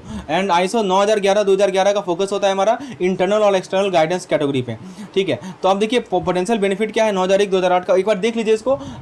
Main point याद रखिए कि आईएसओ का क्या पर्पस है, बुक में बहुत सारा डिटेल में दे रखा है चीजें। अब एक होता है हमारा quality circle, try to understand what is this quality circle. देखिए कुछ पार्टिसिपेटिव मेथड्स होते हैं जो हमारे वर्क एनवायरनमेंट को इंप्रूव करते हैं, ये एम्प्लॉय की स्किल को यूटिलाइज करेगा, क्रिएटिविटी और मोटिवेशन को यूटिलाइज करेगा।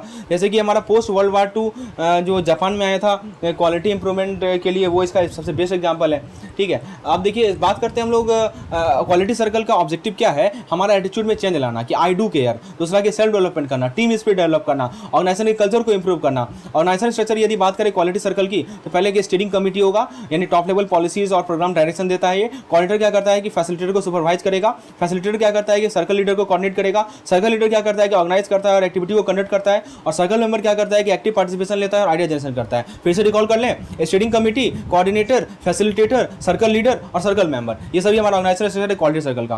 प्री रिक्विजिट क्या है क्वालिटी सर्कल के लिए कि टॉप मैनेजमेंट का कमिटमेंट होना चाहिए कि वो पार्टिसिपेटिव फिलॉसफी के लिए। एक होता है हमारा क्यूसी इंप्लीमेंटेशन स्टेप, यहाँ पे देख सकते हैं कंसेप्ट समझाइए, सीनियर ऑफिसर को नॉमिनेट कीजिए, ट्रेनिंग अरेंज कीजिए कोऑर्डिनेटर के लिए, प्रायोरिटाइज कीजिए प्रॉब्लम को एनालाइज कीजिए, अल्टरनेटिव सॉल्यूशन इवैल्यूएट कीजिए, एक्शन प्लान इंप्लीमेंट कीजिए और फिर इवैल्यूएट कीजिए आपने जो सॉल्यूशन कैसा लिखा। बेनिफिट क्या है, इंटरनल लीडरशिप बनाने में बहुत हेल्पफुल होता है, हाई क्वालिटी और प्रोडक्टिविटी बढ़ता है, हमारा कम्युनिकेशन और जॉब मैनेजमेंट इंप्रूव होता है। यदि बैंक में क्यूसी की बात करें, देखिए जो हम कुछ वॉलंटरीली एम्प्लॉय ग्रुप बनता है जो कि वर्क रिलेटेड प्रॉब्लम को सॉल्व करते हैं, पार्टिसिपेटिव कल्चर होता है जो कि मोटिवेशन और इन्वॉल्वमेंट को एनहांस करता है, सक्सेसिव क्यूसी प्रोजेक्ट पार्टिसिपेट करते हैं इंटरनल और एक्सटर्नल कंटेक्स्ट में। सिक्स सिग्मा एक मॉडल है बीपीआर का, बिजनेस प्रोसेस इंप्रूवमेंट का, ये फैक्ट बेस्ड है, डाटा ड्रिवन मेथोडोलॉजी है ब्रेक थ्रू इंप्रूवमेंट के लिए। इसका फोकस होता है कस्टमर नीड पे और टफ प्रॉब्लम को सॉल्व करना। नियर परफेक्ट क्वालिटी का एम होता है, यानी कि पर मिलियन अपॉर्चुनिटी में 3.4 डिफेक्टिव होता है। अब देखिए डेवलपमेंट ऑफ सिक्स सिग्मा की बात करें तो सिक्स सिग्मा फिलॉसफी है बेसिकली, तो ये मोटरोला में ऑरिजिनेट हुआ था 1980 में, ताकि प्रोडक्शन डिफेक्ट को कम कर सके।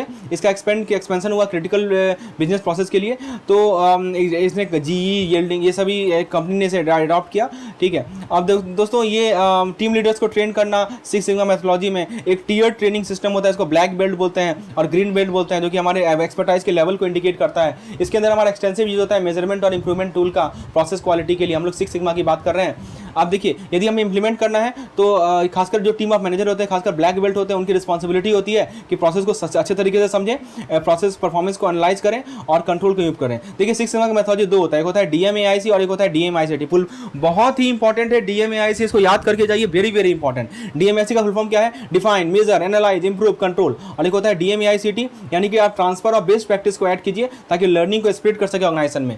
ये इसमें स्ट्राइव करता है हाई लेवल ऑफ क्वालिटी, समझ रहे हैं। तो डीएमआईसीटी यदि भारत के पर्सपेक्टिव में बात करें तो मुंबई का जो डब्बा वाला है वो 1.5 लाख लंच डेली डिलीवर करता है रिमार्केबल एक्यूरेसी के साथ। ये फोर्स के द्वारा रेटिंग मिला है 6 सिग्मा परफॉर्मेंस लेवल का।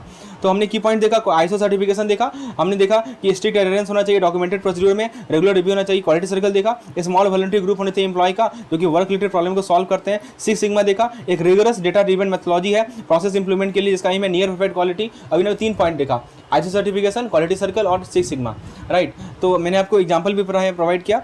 चलिए अब काइजन मेथड की बात करते हैं। तो काइजन एक जापानीज टर्म होता है, इसका मतलब होता है कंटिन्यूअस इंप्रूवमेंट। इसमें 5S टेक्निक है, सीडी यानी शॉर्ट, सिटॉन यानी कि सेट इन ऑर्डर, सीसो यानी कि साइन, सीकी2 यानी स्टैंडर्डाइज और सीटू होता है डिसिप्लिन एंड सस्टेनेबिलिटी। तो सीडी का मतलब क्या होता है कि आप अननेसेसरी आइटम को रिमूव कीजिए, मतलब सॉर्टिंग हो गया। फिर आप क्या करते हैं कि उसके बाद सेट इन ऑर्डर यानी कि आइटम को अरेंज कीजिए, प्रायोरिटाइज कीजिए काम को, प्रोसेस को फॉलो कीजिए। साइन मतलब कि क्लियरनेस और वर्क प्लेस को मेंटेन कीजिए। स्टैंडर्डाइज मतलब कि आप स्टैंडर्डाइज प्रोसेस को फॉलो कीजिए टाइम बचाने के लिए और एरर कम करने के लिए। फिर आता है हमारा डिसिप्लिन, यानी कि रूल्स को रूल्स से एडहेयर कीजिए, प्रोक्रास्टिनेशन अवॉइड कीजिए और सस्टेनेबल प्रैक्टिस होना चाहिए। ये होता है 5S टेक्निक। सॉर्ट करना, ऑर्डर में सेट करना, साइन करना और सनराइज करना और डिसिप्लिन, राइट। तो इसको बोलते हैं सीडी, सीटॉन, सीसो, सेक्सु और सीटकूच, ये जापानीज टर्म है। पॉजिटिव एटीट्यूड की बात करें तो ऑब्वियसली बात पता है आपको, तो ये सब हमने अभी देखा है, आगे डिस्कस करते हैं। ऑर्गेनाइजेशन में पॉजिटिव एटीट्यूड का क्या ट्रेट है, इसको आप एक बार पढ़ लीजिए, कोई इतना बस थ्योरी है। हाँ, स्ट्रेस मैनेजमेंट की बात करते हैं। देखिए स्ट्रेस मैनेजमेंट क्या है कि ह्यूमन रिसोर्स मैनेजमेंट सक्सेस के लिए बहुत जरूरी है। स्ट्रेस एक अनअवॉइडेबल लेकिन मैनेजेबल होता है। Major life challenge stress cause करते हैं, तो स्ट्रेस से यदि कोप करना है तो एक अवेयरनेस डेवलप कीजिए कि आप कैसे इंटरप्रेट करेंगे और स्ट्रेस से रिएक्ट करेंगे। टेक्निक कुछ इंप्लॉय कीजिए ताकि स्ट्रेस को मैनेज कर सके और मेंटल हेल्थ पे जो इफेक्ट होता है। अब देखिए कुछ पॉजिटिव एटीट्यूड हमने बात की, स्ट्रेस मैनेजमेंट की बात की। स्ट्रेस क्या होता है? स्ट्रेस एक फिजिकल और मेंटल रिएक्शन होता है चेंजेस का, इवेंट का और सिचुएशन लाइफ में, ठीक है। ये मैनिफेस्ट करता है अलग अलग तरीके से। तो दो प्राइमरी फॉर्म ऑफ स्ट्रेस होते हैं, एक होता है डिस्ट्रेस, एक होता है यूस्ट्रेस। डिस्ट्रेस हमारा होता है नेगेटिव फॉर्म ऑफ स्ट्रेस, जिसमें हमारा ओवरवेल्म्ड, ऑप्रेस्ड या आउट ऑफ कंट्रोल फील करते हैं in response to the perceived negative event situation. एक होता है यूस्ट्रेस, इसको गुड स्ट्रेस बोलते हैं। तो ये हमारे पॉजिटिव पर्सपेक्टिव होता है चैलेंजेस और इवेंट का। स्ट्रेस का फीचर बोल के बात करें तो हमारा जो फिजिकल और साइकोलॉजिकल इवेंट होता है वहाँ से आता है, हमारा लाइफ का पार्ट है, कुमुलेटिव इफेक्ट होता है। यदि हम टाइमली मैनेज नहीं करेंगे तो स्ट्रेस एक्यूमुलेट होते जाएगा। तो स्ट्रेस को कोप करने के लिए time management, effective time management होना चाहिए, कुछ रिलैक्सेशन टेक्निक होना चाहिए, फिर रियलिस्टिक गोल सेटिंग कीजिए, इंटरपर्सनल स्किल होना चाहिए, मतलब दूसरे के साथ अच्छा रिलेशन मेंटेन कीजिए, एडेप्टेबिलिटी यानी लाइफ चैलेंज को फेस कीजिए जैसे वो आता है, राइट। और फिर हेल्थ को मेंटेन कीजिए, कम्युनिकेशन होना चाहिए, ये सब बेसिक चीज़ें आपको पता ही है, राइट। अब देखिए होता है बिजनेस एटिक्यूड। ये क्या होता है? एटिक क्या होता है? तो एटिक मतलब कि आप रेस्पेक्टफुल एटमॉस्फेयर को इन्हांस करना, ठीक है। इसका इंपैक्ट क्या पड़ता है कि ऑर्गेनाइजेशन का इमेज और बिजनेस सक्सेस में बहुत हेल्पफुल होता है एटिक। और फिर work behaviour, meeting people, telephonic attic, dining attic, correspondence. तो वर्क लाइफ बैलेंस के लिए हेल्थ, रिलेशनशिप और प्रोडक्टिविटी बहुत जरूरी है। अट्रैक्ट कीजिए, रिटेन कीजिए एम्प्लॉय को। देखिए कुछ टाइम मैनेजमेंट हो गया, behaviour attitude, office behaviour, knowledge of policy, फिर प्रोफेशनलिज्म और फिर accepting challenge, flexibility. Business ethic का बेनिफिट क्या होता है कि कैरियर अपॉर्चुनिटी को इन्हांस करता है, रेस्पेक्ट शो करता है जॉब अपॉर्चुनिटी के लिए, कस्टमर रिलेशन, ठीक है।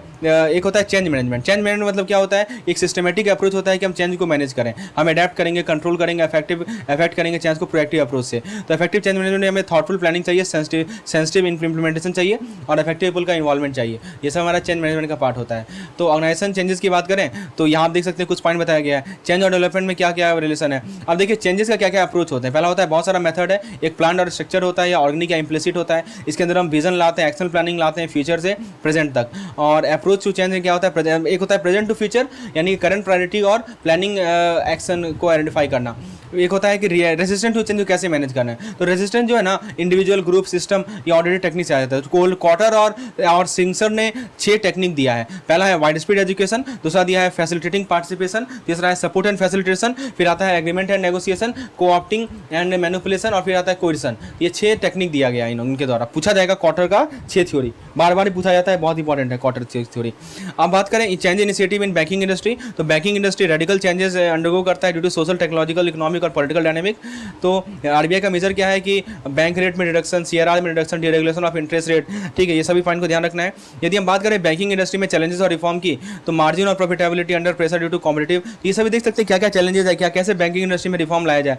I think you can go through all this point, इसमें कुछ बताना मुझे है नहीं, राइट।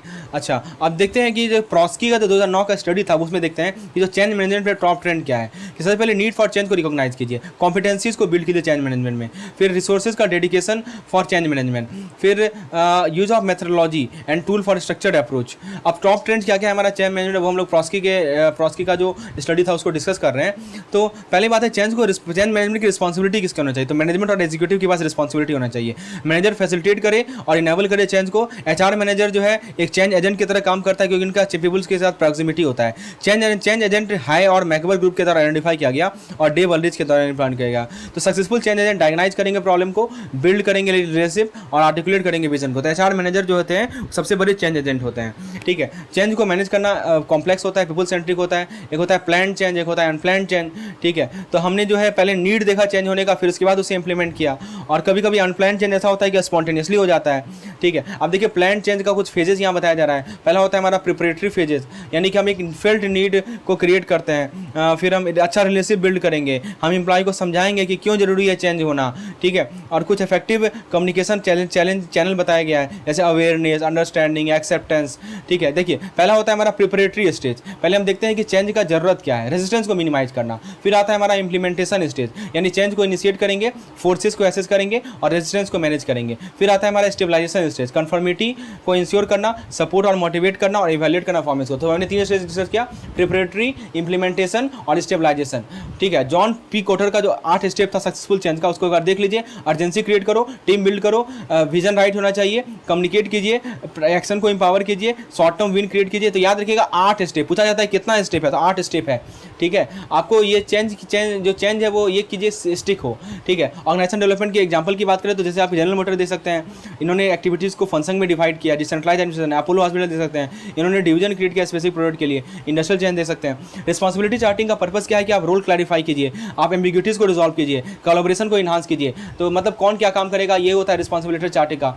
अब बात करें तो ये रोल असाइन करना, रिस्पॉन्सिबिलिटी क्लैरिफाई करना, अकाउंटेबिलिटी इंश्योर करना। की एलिमेंट की बात करें तो डिसीजन या टास्क, स्टेक होल्डर्स कौन है, पार्टिसिपेशन लेवल क्या है, बेनिफिट क्या मिलता है कि आप रोल आइडेंटिफाई कर पाते हैं, प्रोसीड्यूर होता है, अकाउंटेबिलिटी देख सकते हैं। एनालिसिस की बात करें तो structure, need, workload distribution, participation, right, नाम ही रखा है रिस्पॉन्सिबिलिटी चार्टिंग, राइट। तो ये चीज़ है। अब कैसे बनाया जाए रिस्पॉन्सिबिलिटी चार्ट, तो पहले रिस्पॉन्सिबिलिटी लिखिए, एक चार्ट बनाइए, रिस्पॉन्सिबिलिटी को मार्क कीजिए, डिस्कस कीजिए, कंसेंसस डेवलप कीजिए, रिस्पॉन्सिबिलिटी को रोटेट भी कीजिए। प्रोजेक्ट मैनेजमेंट क्या होता है कि प्रोजेक्ट की रिस्पॉन्सिबिलिटी होती है कि वो डिफाइन करेगा और टास्क असाइन करेगा। एजुकेशन ट्रेनिंग में आप नेसेसरी स्किल को टीच करते हैं, जैसे कि आप चार्ट सेट किए, उसके बाद टास्क को लिस्ट किए, टास्क को असाइन किए, रिव्यू किए असाइनमेंट को, रोल्स को रोटेट किए। भारत के बैंक में HRM की बात करें तो बैंकिंग सेक्टर जो है सिग्निफिकेंटली इवॉल्व हुआ है पोस्ट लिबरलाइजेशन। तो हमारा जो इफेक्टिव HRM है बहुत जरूरी है वर्कफोर्स कैपेबिलिटी को अलाइन करने का, ऑर्गेनाइजेशन गोल के साथ प्रोडक्टिविटी को इंश्योर करने का, मोटिवेशन को इंश्योर करने का। ठीक है, तो ऑब्वियसली बात है HR का बहुत इंपॉर्टेंट है, खासकर हम इंडियन बैंकिंग पर्सपेक्टिव में बात करें तो HRP क्या होता है, HRP बैंक में इंश्योर करता है कि स्ट्रेटजिक अलाइनमेंट हो वर्कफोर्स कैपेबिलिटी का ऑर्गेनाइजेशन के गोल के साथ। ठीक है, मतलब ऑर्गेनाइजेशन का जो गोल है वही हमारे वर्कफोर्स कैपेबिलिटी के साथ अलाइन हो, यानी करंट ह्यूमन रिसोर्स को एसेस करना, number and types of employee required कितना चाहिए, इंटरनल और एक्सटर्नल HR सप्लाई को इवैल्यूएट करना। एक आता है हमारा रिक्रूटमेंट एंड सिलेक्शन, इसमें साइकोमेट्रिक टेस्ट किया जाता है, रोबस्ट क्राइटेरिया यूटिलाइज करते हैं फेयर सिलेक्शन प्रोसेस के लिए, ये होता है हमारा रिक्रूटमेंट। फिर ट्रेनिंग एंड डेवलपमेंट का फोकस होता है कंटिन्यूस लर्निंग और स्किल इनहांसमेंट में, जिसमें on the job training, cross functional exposure, professional development programme, traditional training को ट्रांसफॉर्म करना हम लोग डायनेमिक ट्रेनिंग में। कॉम्पेंसेशन दिया जाता है जैसे कि बेसिक पे, allowance, incentive, long term benefit like stock option, severance package, ये सभी दिए जाते हैं। परफॉर्मेंस को क्लोजली मॉनिटर किया जाता है फीडबैक के साथ। कुछ इंसेंटिव स्कीम होते हैं, सभी सेल्स स्टाफ ने के पास क्लियरली डिफाइंड गोल होता है और उनके परफॉर्मेंस को ट्रैक किया जाता है, उसको इंसेंटिव से लिंक किया जाता है, bonus, stock option, severance package. Performance management की बात करें तो PSB यूनिफॉर्म परफॉर्मेंस अप्रेजल को फॉलो करती है, जो कि गवर्नमेंट ऑफ इंडिया के द्वारा मैंडेट दिया गया है। राइट, जिसको प्राइवेट सेक्टर बैंक जो है बहुत सारा मेजर अप्लाई करती है, जैसे कि 360 डिग्री परफॉर्मेंस अप्रेजल यूज करती है। एक्सपेक्टेशन फ्रॉम HR डिपार्टमेंट, तो ग्लोबलाइजेशन और बैंकिंग सेक्टर रिफॉर्म ने ट्रांसफॉर्म कर दिया बिजनेस एनवायरनमेंट को। तो ये सब पॉइंट्स हैं, please go through this point, very important. देखिए, पहला है कि सेल्स स्टाफ इंसेंटिव, गोल को क्लियरली डिफाइन किया जाएगा सेल्स स्टाफ के लिए। एजुकेटिव कॉम्पेंसेशन में बेसिक पे, अलाउंस, ये सभी आते हैं। एम्प्लॉय का इंसेंटिव मिलता है, परफॉर्मेंस मैनेजमेंट आता है। ठीक है, HRM का चेंजिंग डेफिनेशन आप देख सकते हैं कि HRM का परफॉर्मेंस रिएक्टिव प्रोसेस हो गया है, organisation structure, communication, industrial relation, right, ये सब पॉइंट है। अब देखिए, एक होता है कि CBS कब लाएगा, 1993 में लाएगा, ये ध्यान रखिएगा। अब बात करते हैं हम लोग IT के कारण क्या क्या ट्रांसफॉर्मेशन आया। ठीक है, KM क्या होता है हमारा, KM होता है नॉलेज मैनेजमेंट। इसके अंदर हम क्या करते हैं, ये कलेक्टिव विजडम को कैप्चर करते हैं और लिवरेज करते हैं, और टैसिट नॉलेज को लिवरेज करते हैं ऑर्गेनाइजेशन के अंदर। तो ड्राइवर क्या होता है KM मैनेजमेंट का, तो इन्फॉर्मेशन टेक्नोलॉजी सबसे बड़ा, रैपिड एडवांस जो है सबसे बड़ा ड्राइवर है। ग्लोबल कॉम्पिटिशन का बढ़ना, फिर कंटिन्यूस लर्निंग और इनोवेशन का एम्फेसिस, जिस पर जोर डालना, ये सभी ड्राइवर हैं। KM से कॉस्ट कम होता है, एम्प्लॉय स्किल अपडेट बढ़ता है, फिर ऑर्गेनाइजेशन और इंडिविजुअल का वैल्यू बढ़ता है। बैंकिंग पे क्या इम्पैक्ट पड़ता है KM का, तो कस्टमर सर्विस का इंप्रूव होना, रिस्क असेसमेंट का हेल्प करना और फास्टर डिसीजन मेकिंग लेना। पीपल डायमेंशन की बात, अब देखिए की पॉइंट क्या क्या है। तो सबसे पहले KM का मतलब ही होता है कि आप कैप्चर कीजिए, अपडेट कीजिए और यूटिलाइज कीजिए नॉलेज को इफेक्टिवली तरीके से। बैंक किसे अपॉइंट करती है, CKO क्या होता है, चीफ नॉलेज ऑफिसर, ताकि वो KM इनिशिएटिव को मैनेज करे। एक होता है डिकार मॉडल, बैंक डिकार मॉडल अडॉप्ट करती है या रैपिड अप्रोच अडॉप्ट करती है, यहाँ पे रिजल्ट स्टार्टिंग पॉइंट होता है और एक्शन को ड्राइव किया जाता है ताकि डेटा को जनरेट करे, नॉलेज प्रोक्योर करे और इन्फॉर्मेशन गैदर करे और इनसाइट क्रिएट करे। मतलब कि स्टार्टिंग पॉइंट हमारा रिजल्ट होता है। और उल्टा हम लोग काम करते हैं, राइट। एक्टिवेशन चैलेंज यानी इफेक्टिव केएम चैलेंजेस फेस करते हैं, कल्चर और बिहेवियर एस्पेक्ट से रिलेटेड होता है। आप नॉलेज शेयरिंग को इंक्रीज कीजिए, पार्टिसिपेटिंग मैनेजमेंट को इंक्रीज कीजिए, बहुत जरूरी है केएम के इंप्लीमेंटेशन के लिए। बैंक वैल्यू चेन ऑडिट को कंडक्ट करती है ताकि नॉलेज क्रिएशन को एसेस कर सके। एक होता है हमारा कस्टमर एक्सपीरियंस मैनेजमेंट, ठीक है, और डिसीजन मेकिंग कैपेबिलिटीज। एम्प्लॉय को मोटिवेट कीजिए इंसेंटिव और रिकॉग्निशन के माध्यम से।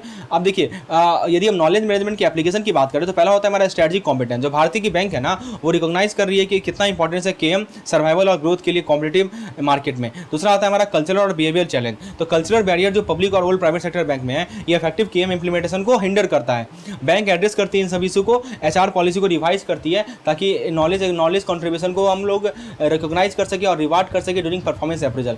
अब देखिए सीकेओ का क्या रोल है कि बैंक को सीकेओ को अपॉइंट करती है जो कि ड्राइव करते हैं केएम स्ट्रेटजी को। इन नॉलेज ड्रिवन इकोनॉमी में केएम क्रूशियल होगा कॉम्पिटिटिव एडवांटेज को सस्टेन करने के लिए। टेक्नोलॉजी जैसे कि network computing, intranet, email, groupware facilitate, ये सभी हेल्प करते हैं वाइड स्पीड नॉलेज में। एक होता है हमारा डीबीएमएस यानी कि डेटाबेस मैनेजमेंट सिस्टम।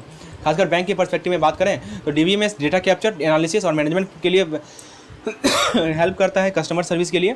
अब देखिए कॉन्टेम्पोररी आईटी टूल क्या क्या है, जैसे कि online conferencing and collaboration, instant messaging, communities of practice को सीओपी बोला जाता है, यानी एक प्लेटफॉर्म होता है यहाँ पे शेयर इंटरेस्ट वाले ग्रुप्स होते हैं, प्रोजेक्ट होते हैं ताकि कोलैबोरेट कर सके, नॉलेज शेयर कर सके।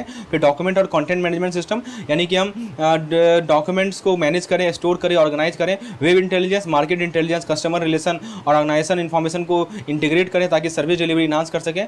फिर आता है हमारा आईटी का, कंटेम्प्रेरी का आईटी का क्या टूल है केएम में, इंट्रानेट, डैशबोर्ड, राइट, जिसको की परफॉर्मेंस इंडिकेटर का विजुअल डिस्प्ले होता है। इंटरनेट के अंदर क्या होता है, वाइड स्पीड इन्फॉर्मेशन शेयर किया जाता है ऑर्गेनाइजेशन के अंदर वेब बेस्ड प्लेटफॉर्म के माध्यम से, ठीक है। फिर हमारा डॉक्यूमेंट मैनेजमेंट सिस्टम होता है, सेंट्रल डिपोजिटरी होता है ऑर्गेनाइजेशन डॉक्यूमेंट के लिए, इन्फॉर्मेशन रिट्रीवल इंजन होता है। आर्टिफिशियल इंटेलिजेंस की बात करें तो एआई जो है बैंकिंग में 1950 से लेकर अभी तक है। रिसेंट जो हमारा एडवांसमेंट आया है मशीन लर्निंग में, इसका बेनिफिट है, ऑपरेशनल एफिशिएंसी बढ़ा, डेटा मैनेजमेंट बढ़ा। चैलेंजेस क्या क्या ऑर्गेनाइजेशन, कुछ बैंक चैलेंजेस फेस करते थे, data silos, lack of skill personal in data analytics. तो एआई का एप्लीकेशन की बात करें तो robo advisor, customer personalisation, operational automation, ये सब एडवांटेज हैं। एनएलपी होता है हमारा नेचुरल लैंग्वेज प्रोसेसिंग। अब देखिए customer knowledge in knowledge management, तो कस्टमर नॉलेज बहुत क्रूशियल है ताकि हम अपने सर्विस ऑफरिंग को इन्हांस कर सकें। बहुत सारे भारतीय बैंक जो है वो क्या कर रही है, कॉम्प्रिहेंसिव सिस्टम को लैक कर रही है ताकि क्रिएट कर सके, मेंटेन कर सके और कस्टमर डेटाबेस को अपडेट कर सके। तो इफेक्टिव यूज होना चाहिए कस्टमर डेटाबेस का, इससे हम कस्टमर का सेगमेंटेशन कर सकते हैं, कस्टमर के बिहेवियर को एनालाइज कर सकते हैं, इनोवेटिव और कस्टमाइज प्रोडक्ट को लॉन्च कर सकते हैं। तो फॉरेन बैंक और एडवांस प्राइवेट सेक्टर बैंक इस बिजनेस इंटेलिजेंस सॉफ्टवेयर को, इसको बीआई बोलते हैं, उसको यूटिलाइज करती है ताकि इन्फॉर्म डिसीजन ले सके। सीआरएम यानी कि कस्टमर रिलेशनशिप मैनेजमेंट प्रैक्टिस, जो कि नॉलेज मैनेजमेंट के द्वारा सपोर्ट किया जाता है। इसके थ्रू कस्टमर के इंटरेक्शन को एनालाइज किया जाएगा, मैनेज किया जाएगा सभी टच पॉइंट में। केएम हेल्प करता है proper maintenance of up to date customer database. अब डेटाबेस मैनेजमेंट की बात करें तो एक होता है हमारा सीआईएफ। सीआईएफ क्या होता है, ये कस्टमर इन्फॉर्मेशन फाइल, ये डेटाबेस होता है जो कि लाइक्लीहुड ऑफ कस्टमर पे बेस्ड होता है कि वो किसी पार्टिकुलर प्रोडक्ट को परचेज कर रहा है, इसके बेसिस पे होता है। नॉलेज मैनेजमेंट इनोवेशन की बात करें तो नॉलेज मैनेजमेंट केडीडी क्या होता है, knowledge discovery and data mining software. ये बैंक को हेल्प करता है कि लोन रिस्क को एसेस कर सके, कि वो प्रेडिक्ट करता है रिपेमेंट बिहेवियर को और क्रेडिट वर्दनेस को, ठीक है। तो फ्रेंड्स ये था हमारा कंप्लीट एचआरएम का मॉड्यूल ए का रिवीजन सेशन। होपफुली आपने इसे एंजॉय किया होगा। तो यदि आपको वीडियो पसंद आया होगा एक लाइक जरूर कीजिएगा, और यदि आपको किसी पीडीएफ की रिक्वायरमेंट है तो आप मुझे व्हाट्सएप कर सकते हैं इस पार्टिकुलर नंबर पर। नंबर आपके स्क्रीन पर मैं लिख देता हूँ 8292857381। धन्यवाद।